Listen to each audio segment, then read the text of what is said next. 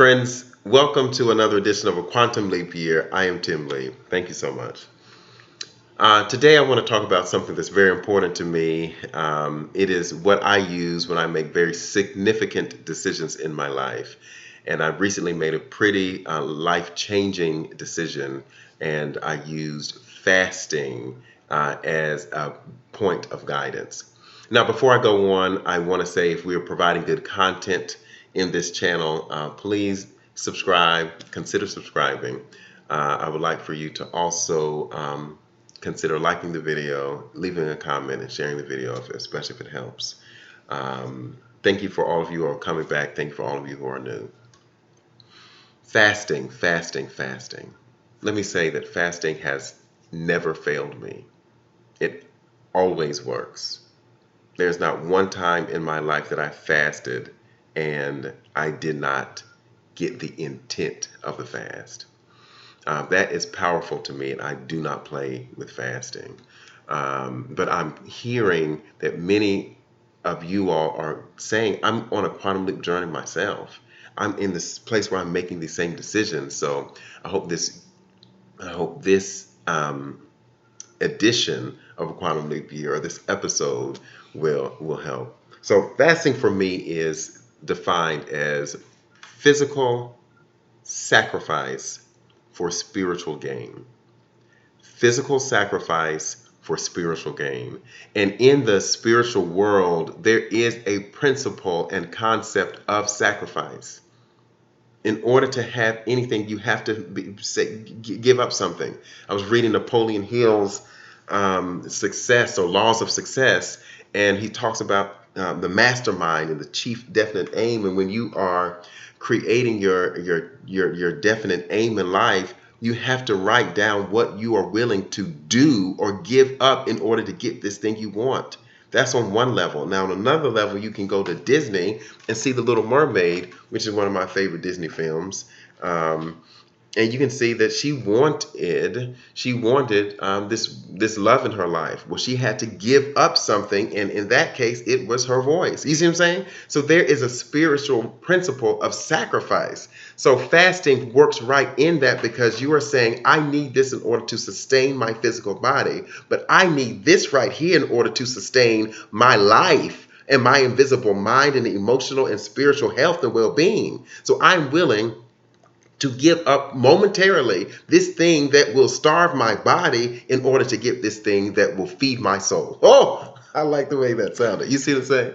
So that's what it is. Now, you can fast from a lot of things, but I think the most impactful fast is a fast from food. Some people fast from technology, some people fast from sex, some people fast from TV, you know what I'm saying? And you don't need those things. You know what I'm saying? You need food. You need water. You need nourishment. So there are two kinds of food fast. There's a wet fast, and then there's a dry fast. Wet fast means you're only consuming water. Dry fast means you're consuming nothing, right? That's good to know. So that's what fasting is in a short, hopefully, definition. This is how I fast. The first thing I do is I declare that I'm fasting. I have to make the declaration, I am fasting, and I have to do it audibly. If I just do it in my mind, it's not real. I have to do it audibly. Audibly say, I am fasting. Then I say, the next time I will eat will be, and then it will be the meal and on the day, right? So that is important, because it just makes up your mind immediately, right? That the next time you eat, so you don't have to entertain anybody who say, I'm going to take you out to eat, or I'm going to buy you some cookies. You know, if that's not in that meal in those days, it's not going to happen. That's the second thing. And then the third thing, and all of these are equally important, but the third thing is pretty important. It is declaring what you want the fast to accomplish and the intent of the fast, right? And again, the intent should be, in most cases, spiritual in nature. It should be something in this invisible sphere, emotionally, mentally, or spiritually. Not to say you can never fast for something physical, But the spiritual nature of it all makes it more powerful because spirituality and spiritualness and natureness is the cause. The effect is the physical, right? So let's say you're saying, I need money, I want money, and I'm fast to get this money. Oh, see, it didn't work. Huh? It's not like that. It's more like it's more like the Bible verse that says, seek ye first the kingdom of God, and then all these things will be added unto you. So you have to find something that is kingdom centered or that spirituality centered, and then you will see those things. You see what I'm saying? I hope I'm saying something. So let me look at my notes. I honestly think that's. There's one more note or one more point. It's raining over here. That point is, now that you're fasting, what do you do when it's a meal time?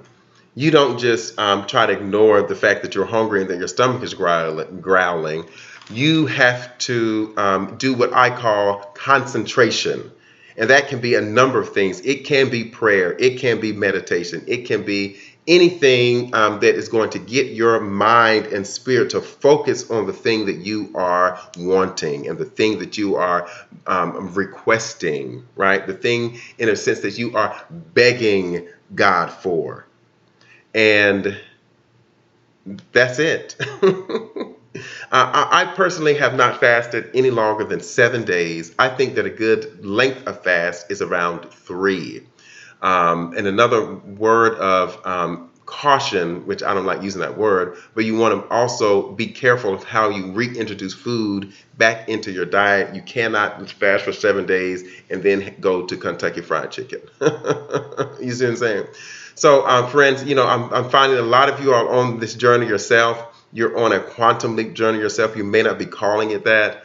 Some of you are adopting the name, and that is meaningful to me. But as we are seeking to grow, seeking to leap into these higher places, this is the most powerful tool that can be in your toolbox of moving in these things. It is nothing to be played with. It is nothing to be taken lightly. You don't play with fire. You don't play with things like this. So keep yourself, in prayer. Keep me in prayer. I will keep you in prayer as we leap together, because this quantum leap is really what you'll find a very spiritual journey. I wish you all the best. Again, consider liking, subscribing, and all these things for the video. Let's leap, friends. Let's leap. Thank you.